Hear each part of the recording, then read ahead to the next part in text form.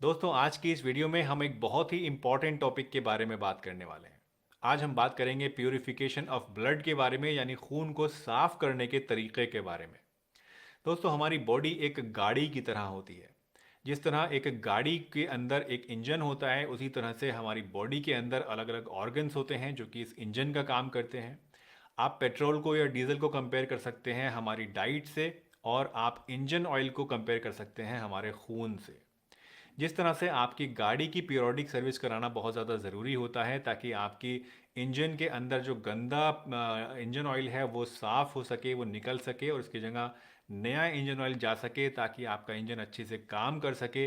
इसी तरीके से आपकी बॉडी के अंदर खून का साफ़ होना भी बहुत ज़्यादा ज़रूरी है ताकि आपके जो ऑर्गन्स हैं वो सही से काम कर सकें। तो आज की इस वीडियो में हम इन्हीं सब चीज़ों के बारे में बात करने वाले हैं, जहां मैं आपको बताऊंगा कुछ ऐसे कॉमन कॉजेज़ के बारे में जो कि आपके खून के अंदर गंदगी को यानी ख़राबी को पैदा करते हैं। इसके अलावा हम जानेंगे कि आपकी बॉडी कौन कौन से ऐसे साइंस हैं, कौन कौन से ऐसे लक्षण हैं जो आपको देती है, जिससे आप ये जान सकते हैं कि आपके खून के अंदर ख़राबी पैदा हो रही है। और लास्टली हम जानेंगे कि इस खून की ख़राबी को, इस टॉक्सिसिटी को आप कैसे दूर कर सकते हैं, कौन कौन से तरीके होते हैं इसके।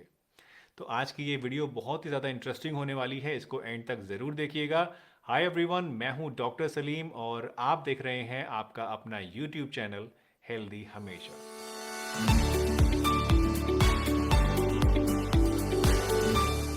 दोस्तों सबसे पहले जानते हैं कि आपको ब्लड प्यूरिफाई करना क्यों ज़रूरी है। देखिए, ब्लड एक ऐसी चीज़ है दोस्तों जो कि हमारे पूरी बॉडी के अंदर सर्कुलेट होता है, और इसके अंदर जितने भी वाइटल न्यूट्रिएंट्स होते हैं हमारी बॉडी के, या ऑक्सीजन होता है, ये पूरी बॉडी के अंदर तैरता रहता है और सभी ऑर्गन्स इस ब्लड से ही इन चीज़ों को एब्जॉर्ब करते हैं।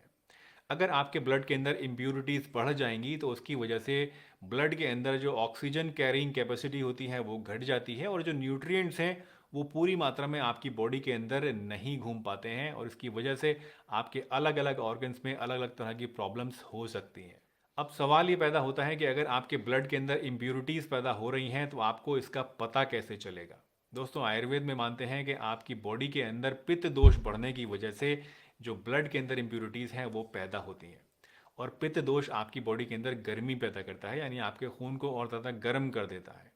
इसकी वजह से आपको अलग अलग तरह की स्किन प्रॉब्लम्स होने लगती हैं। आपकी बॉडी के अंदर अगर बार बार फोड़े फुंसी की शिकायत होती है, अगर आपको एलर्जीज़ की शिकायत रहती है, अगर आपको सोरियासिस की शिकायत है या खुजली की शिकायत रहती है, तो ये एक क्लियर कट सिम्टम है जो कि आपके अंदर खून की खराबी की तरफ इशारा करता है।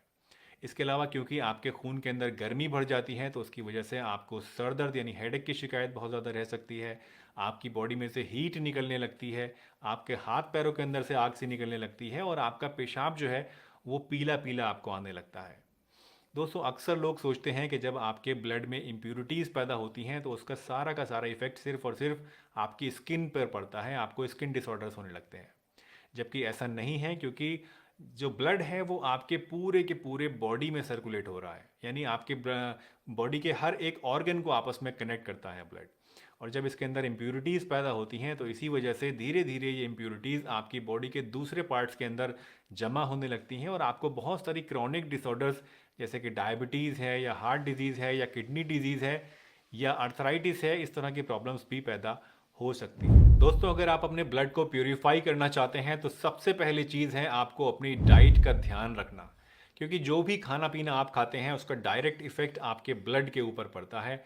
आपके ब्लड में अच्छी चीज़ें या बुरी चीज़ें जा रही हैं, ये डिपेंड करता है कि आप क्या चीज़ खा रहे हैं। दोस्तों अक्सर देखा गया है कि जो लोग नॉन वेजिटेरियन होते हैं उनके अंदर ब्लड में इम्प्यूरिटीज़ ज़्यादा पाई जाती हैं। तो अगर आप नॉन वेजिटेरियन हैं, बहुत ज़्यादा नॉन वेज खाते हैं, तो आपको इसको कम कर देना चाहिए। दूसरा ये कि जो लोग ज़्यादा तला भुना खाते हैं, बहुत ज़्यादा स्पाइसी फूड खाते हैं, उनके अंदर भी ब्लड में इम्प्यूरिटीज़ होने के चांसेस ज़्यादा होते हैं, तो इनसे भी आपको बचना चाहिए। जो लोग बहुत कम पानी दिन भर में पीते हैं, बस सुबह ले लिया या शाम को एक गिलास पानी पी लिया, या सिर्फ खाना खाने के साथ पानी लेते हैं, इन लोगों के अंदर भी ब्लड में इम्प्यूरिटीज़ होने के चांसेस बहुत ज़्यादा होते हैं, तो पानी भी आपको ज़्यादा इस्तेमाल करना चाहिए। ज़्यादा स्ट्रेसफुल एनवायरनमेंट में रहने से भी आपके अंदर कुछ ऐसे सब्सटेंसेस पैदा होते हैं जो कि ब्लड के अंदर टॉक्सिसिटी पैदा कर देते हैं। बहुत सारे लोग जो बहुत ज़्यादा प्रोसेस्ड फूड्स खाते हैं, चिप्स, बिस्किट, नमकीन और इस तरह के बेकरी आइटम ज़्यादा खाते हैं, स्पेशली आजकल हमारे बच्चे इस तरह की चीज़ें बहुत खाने लगे हैं, तो इसकी वजह से भी आपके अंदर ब्लड में टॉक्सिसिटी पैदा हो सकती है। बहुत ज़्यादा मीठा खाने से भी आपके अंदर ब्लड में ख़राबी पैदा होती है और बहुत ज़्यादा नमक का इस्तेमाल करने से भी होती है। तो ये वो सभी ऐसी चीज़ें हैं खाने पीने की जिनका आपको ध्यान रखना चाहिए, ताकि आपके अंदर ब्लड में प्यूरिफिकेशन होता रहे, वो ख़राबी पैदा ना हो। दोस्तों, इस सबसे इम्पॉर्टेंट और पहले स्टेप के अलावा 4 और ऐसे स्टेप्स हैं जो कि आपको लेने ज़रूरी हैं अगर आप चाहते हैं कि आपका ब्लड पूरी तरह से प्योरीफाई हो जाए। सबसे पहला स्टेप है आपको रोज़ाना अनुलोम विलोम करना। अगर आप अपने ब्लड को प्योरीफाई करना चाहते हैं तो अनुलोम विलोम इसके लिए एक बहुत ही अच्छी चीज़ है। अनुलोम विलोम बेसिकली एक तरह का ब्रीदिंग टेक्निक है, एक तरह का योगा है, जिसमें आपको अपनी एक नाक के एक साइड से इनहेल करना होता है और फिर उसे ब्लॉक करके दूसरे से आपको एक्सेल करना है। फिर जिससे आपने एक्सेल किया है उसी से आपको इनहेल करना है और दूसरे से आपको एक्सेल करना है। इस तरह से आपको रिपीट करते जाना है। चलिए देखते हैं करके साथ में। आपको क्या करना है, अपने थंब लेना है और अपनी मिडिल फिंगर, इन दो चीज़ों का आपको इस्तेमाल करना है। थंब से आप अपना ये वाला नॉस्ट्रिल दबा लीजिए और इससे आपको इनहेल करना है।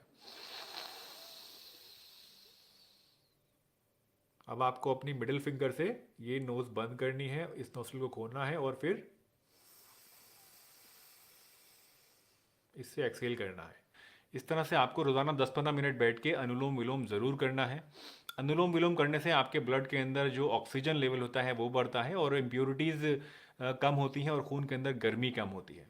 दूसरी चीज़ जिसका आपको ख़ास ध्यान रखना है वो ये कि रात का खाना आपको हमेशा हर कीमत पे 7 बजे से पहले पहले खा लेना है। और रात का खाना खाने के बाद आपको प्रीफरेबली 16 घंटे या कम से कम 14 घंटे का फास्ट करना है, यानी कुछ और चीज़ नहीं खानी है। फॉर एग्जाम्पल, आपने मान लीजिए रात को 7 बजे खाना खाया, ये खाना आपका हल्का होना चाहिए, बहुत हैवी आपको नहीं खाना है।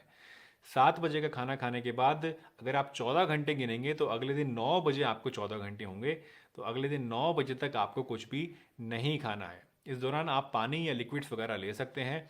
ये बेसिकली एक तरह की इंटरमिटेंट फास्टिंग होती है और इंटरमिटेंट फास्टिंग जो है वो साइंटिफिकली प्रूवन वे है आपके ब्लड के अंदर इम्प्यूरिटीज़ को क्लियर करने के लिए। इसके अलावा आप अपने 15 दिन के पीरियड के दौरान कम से कम एक बार फास्टिंग भी कर सकते हैं। पूरे दिन की फास्टिंग करने से भी आपको बहुत ज़्यादा फ़ायदे मिलेंगे। तो 15 दिन में आप एक बार फास्टिंग करिए। आपको रोज़ाना 7 बजे से पहले खाना खा लेना है और तीसरा आपको जो है अनुलोम विलोम करना है। इन 3 चीज़ों के अलावा एक होम रेमेडी भी है जो कि आप अपने घर पे इस्तेमाल कर सकते हैं।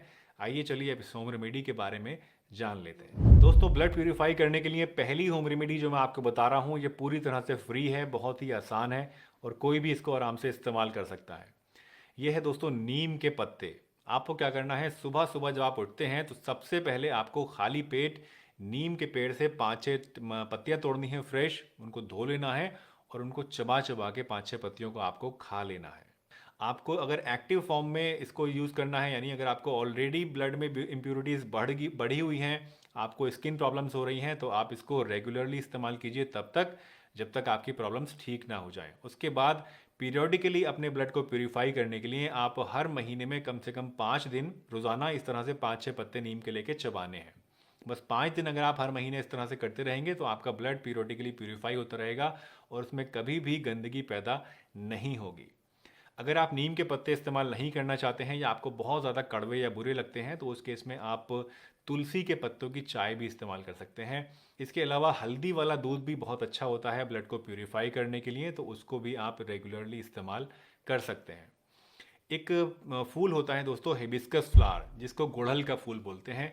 ये भी ब्लड प्यूरिफिकेशन के लिए बहुत ही बढ़िया चीज़ है। ये आपके खून के अंदर, बॉडी के अंदर तरावट और ठंडक पैदा करता है और खून की गर्मी को और गंदगी को कम करने का काम करता है। गुड़हल के जो फ्लावर्स होते हैं, यानी जो हिबिस्कस फ्लावर्स हैं, ये आपको आराम से आसपास अपने मिल जाएंगे। अगर आपके आसपास इसका पौधा नहीं है तो आजकल ड्राइड फॉर्म में भी ये मिल रहे हैं। बहुत सारी वेबसाइट्स पर, अमेजन वगैरह पे आपको ड्राइड हिबिस्कस फ्लावर मिल जाएंगे, तो इनको आप ड्राइड फॉर्म में ले लीजिए। इसको आपको उबाल के इस्तेमाल करना है। अगर आपने ड्राइड लिए हैं तो क्या करना है, 1 टेबल स्पून ये ड्राइड फ्लावर्स आपको लेने हैं और 1.5 गिलास पानी में इनको आपको डाल के उबालना है। अगर आपके घर के आसपास इसका पौधा भी है तो आप क्या करेंगे, आप ड्राइड नहीं लेंगे, आप फ्रेश ले लीजिए, 3-4 फूल इसके तोड़ लीजिए और उनको पानी में डाल के आप 1.5 गिलास पानी में उबाल लीजिए। उबालना आपको तब तक है जब तक ये पानी आपका आधा ना रह जाए, यानी 3/4 ग्लास ना रह जाए, तब तक आप इसको उबालिए। उबालने के बाद इसको आप छान लीजिए, एक गिलास के अंदर डालिए और इसके अंदर आप चाहें तो शहद या मिश्री मिला सकते हैं, नहीं तो ऐसे भी पी सकते हैं, टेस्ट में ये अच्छा होता है। तो इसको आप रोज़ाना दिन में 1 या 2 टाइम इस्तेमाल कर सकते हैं। इसको आप गरम-गरम भी इस्तेमाल कर सकते हैं या ठंडा कर कर या फ्रिज में रख के भी इस्तेमाल कर सकते हैं। मुझे उम्मीद है आज की ये वीडियो आपको ज़रूर पसंद आई होगी और इससे आपने कुछ ना कुछ नया ज़रूर सीखा होगा। अगर वीडियो